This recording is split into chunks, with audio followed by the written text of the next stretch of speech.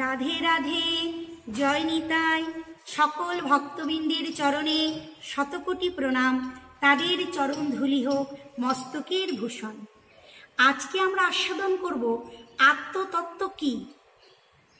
জনক রাজা রাজসভায় মুনি ঋষিদেরকে বললেন যে আমি গুরু করতে চাই। তখন সকল মুনি ঋষি খুবই আনন্দিত যে গুরু কে না হতে চাই, বিশেষ করে রাজগুরু। সকলেই বলে উঠলেন, হে রাজন, অবশ্যই আপনি কাকে গুরু করতে চান বলেন, আমরা নিশ্চয়ই আপনার গুরু হব। তখন জনক রাজা বলল, আমি গুরু করতে পারি, কিন্তু আমার একটি প্রশ্নের উত্তর দিতে হবে। সকলেই বললেন, প্রশ্নটা কি বলেন। তখন জনক রাজা বললেন যে আমি যে প্রশ্নটি করব, যিনি উত্তর দিতে পারবেন তিনি কিন্তু সোনার আসনে গিয়ে বসবেন। আমি একটি সোনার আসন পেতে রেখেছি, সেই আসনে গিয়ে বসবেন যিনি আমার প্রশ্নের উত্তর দিতে পারবেন। তখন জনক রাজা প্রশ্ন করলেন যে আত্মতত্ত্ব কি। প্রশ্ন করেই বললেন, এই প্রশ্নের উত্তর এক কথায় দিতে হবে, বিস্তারিত করলে হবে না। তাহলে প্রশ্নটি কি করলেন যে আত্মতত্ত্ব কি। এই প্রশ্নটি শুনে প্রত্যেক মুনি ঋষি প্রত্যেকের দিকে তাকাচ্ছেন। আরে আত্মতত্ত্ব কি, আত্মতত্ত্ব কি। তারা কেউ এই প্রশ্নের উত্তর দিতে পারছেন না, অসম্ভব হয়ে যাচ্ছে তাদের কাছে।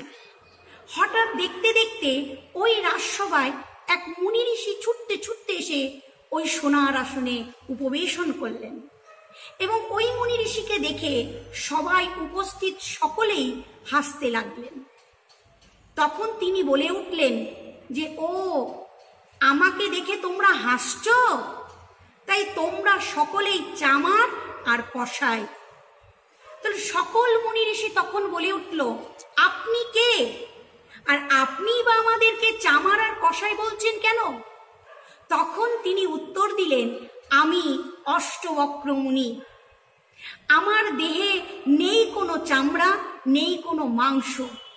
আর যে চামার সে তো গরুর কতটা চামড়া আছে তা লক্ষ্য করে, আর যে কসাই সে গরুর কতটা মাংস আছে তা লক্ষ্য করে।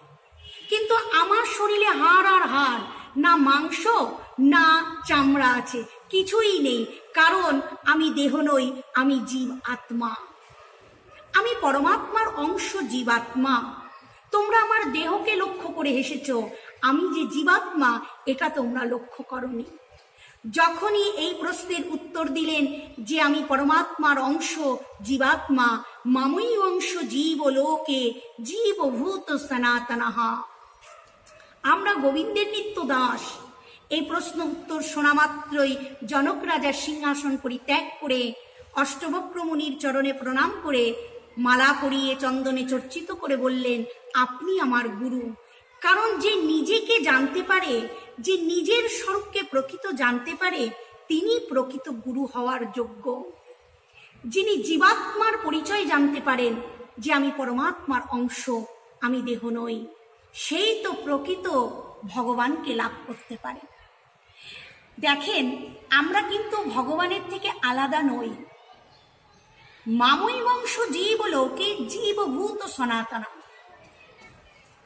অর্থাৎ পরমাত্মার অংশ জীবাত্মা।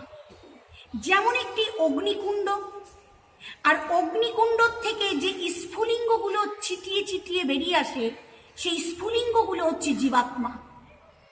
তাহলে অগ্নিকুণ্ড আছে তাই জীবাত্মা আছে, অর্থাৎ অগ্নিকুণ্ড ভগবান, আর সেই ভগবানের সত্তা আমরা জীবাত্মা। তাহলে অগ্নিকুণ্ড যতক্ষণ আছে ততক্ষণ ওই স্ফুলিঙ্গকে দেখা যায়, আর ভগবান যতক্ষণ আছে ততক্ষণ জীবাত্মা আছে। তাহলে অগ্নিকুণ্ড থেকে স্ফুলিঙ্গ কখনোই আলাদা নয়। তাহলে অগ্নিকুণ্ড অপ্রাকৃত আর ওই স্ফুলিঙ্গ অপ্রাকৃত। কারণ ভগবান যদি অপ্রাকৃত হয় তাহলে তার জীবাত্মা অর্থাৎ আমরাও কিন্তু অপ্রাকৃত। তাহলে আমরা যদি অপ্রাকৃত, অব্যয়, অক্ষয়, চিন্ময়, আর ভগবানও অপ্রাকৃত, অব্যয়, অক্ষয়, চিন্ময়, নিত্য, শাশ্বত আনন্দ স্বরূপ। তাহলে জীবও আনন্দ স্বরূপ। তবে জীব যদি অপ্রাকৃত হয় তাহলে সে এই মায়ায় পড়ে কি করে প্রাকৃত হয়ে যাচ্ছে, তখন আর তার অপ্রাকৃত সত্য থাকছে না। কারণ আমরা যখনই এই সংসার সমুদ্রে এসে পড়ছি তখনই আমরা মায়ায় পড়ে আমরা ভগবানকে ভুলে যাচ্ছি, আর বিষয় বাসনায় এমনভাবে নিজেকে ডুবিয়ে দিচ্ছি, আমাদের প্রত্যেকটা ইন্দ্রিয় বিষয়ের মধ্যে ডুবে আনন্দ লাভ করছে। যখনই আমরা প্রাকৃত বস্তুকে নিয়ে আনন্দ উপভোগ করি তখনই আমাদের সেই অপ্রাকৃত বস্তুকে চিনতে পারি না। আমিও যে জীবাত্মা, আমি যে পরমাত্মার সন্তান, এই জিনিসটা আমরা ভুলে যাই। দেহত্ববোধ চলে আসে আমাদের প্রত্যেকটা মুহূর্তে। আমার বাড়ি, আমার গাড়ি, আমার সন্তান, আমি এটা করেছি, আমি করতে পারতাম, এটা কেন হলো, এই যে বিষয়গুলোর মধ্যে আমরা এমনভাবে নিজেকে ডুবিয়ে নিচ্ছি, এই বিষয়বস্তুগুলো হচ্ছে আবর্জনা। যখন আমাদের শরীরে এই আবর্জনা, মনে চিত্তে আবর্জনা লেগে যায়, তখন আমরা অপ্রাকৃত থেকে প্রাকৃত হয়ে যাচ্ছি। তাহলে ভগবান ওই জন্য অপ্রাকৃত, আর তার সন্তান আমরাও অপ্রাকৃত। কিন্তু আমাদের অপ্রাকৃত বুদ্ধি নষ্ট হয়ে যাচ্ছে একটা কারণে, আমাদের সবসময় নিরন্তর আমরা বিষয় বাসনার মধ্যে ডুবে আছি। যতক্ষণ এই জীবের দেহ বুদ্ধি নষ্ট না হবে ততক্ষণ সে অপ্রাকৃত হতে পারবে না। এই দেহ বুদ্ধিটাই জীবকে কি করে নরকের পর্যন্ত পাঠিয়ে দেয়। কারণ দেহত্ব বুদ্ধি মানে আমিত্ব বুদ্ধি, অহমিকা বোধ।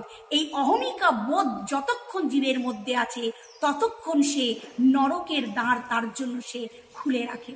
অতএব হে জীব, সুপারির মতো হও। সুপারি যতক্ষণ কাঁচা থাকে তাকে নাড়ালে, সুপারির ভিতরে যে একটা চামড়া আছে তার গায়ে, সে যতক্ষণ ওই চামড়ার সঙ্গে লেগে থাকে তাকে নাড়ালে ঢকঢক করে না। যখন সেই সুপারি শুকিয়ে যায়, নাড়া দেওয়ার সাথে সাথেই ঢকঢক করে তার ভিতরে, আমরা বুঝি এবার হ্যাঁ চামড়াটা শুকিয়ে গেছে, বেরিয়ে এসছে সুপারি তার ভিতরে, অর্থাৎ পেকে গেছে। ঠিক যখন তুমি এইরকম সুপারির মতো চামড়ার থেকে সুপারি যেমন নিজেকে আলাদা করতে পারেছে, ঠিক জীব যখন এই দেহের থেকে জীবাত্মাকে আলাদা করতে পারবে তখনই সেই অপ্রাকৃত পরম আনন্দকে লাভ করতে পারবে। অর্থাৎ আমি দেহ নই, আমি জীবাত্মা, এই স্বরূপ জ্ঞান যখন জীবের হবে তখনই সেই অপ্রাকৃত আনন্দকে লাভ করতে পারবে। তখন তাকে আর ত্রিতাপ জ্বালায় স্পর্শ করবে না। আধ্যাত্মিক, আদিভৌতিক, আদিদৈবিক, এই তিনটে তাপ সবসময় আমাদেরকে কষ্ট প্রদান করে। কারণ জীব যতক্ষণ নিজেকে না বলবে যে আমি দেহ নই, আমি জীবাত্মা, এই জ্ঞান হলে তাকে তাপ স্পর্শ করবে না। আর যতক্ষণ জীব ভাববে আমি দেহ, আমি এই, আমি সেই, ততক্ষণ তাকে এই তিনটে তাপ অহরহ কষ্ট প্রদান করবে। তাই বলছে জীব, তুমি নিজের স্বরূপকে জেনে ভজন করো। কৃষ্ণ দাস অভিমান যে আনন্দ সিন্ধু, কোটি ব্রহ্মানন্দ নহে তার আগে এক বিন্দু। কৃষ্ণ দাস, এটাই আমাদের প্রকৃত অভিমান হওয়া দরকার। আমি মায়ার সংসারে মায়ার দাস নই, আমি গোবিন্দের সংসারে এসেছি, আমি গোবিন্দের চাকর, আমি গোবিন্দের নিত্য সেবক। এই যে সেবক বোধ, সেবক হওয়ার মধ্যে যে সুখ, এই সুখটা সংসারের সকল সে আনন্দকে তুচ্ছ করে দেয়। এই আনন্দকে অনুভব করতে পারবেন যখন আপনি গোবিন্দের নিত্য দাস নিজেকে ভাবতে পারবেন। এই বলে এখানে আমি ভাগবত কথাকে বিশ্রাম দিচ্ছি। নিতাই গৌর সীতানাথ প্রেমানন্দে হরি হরি।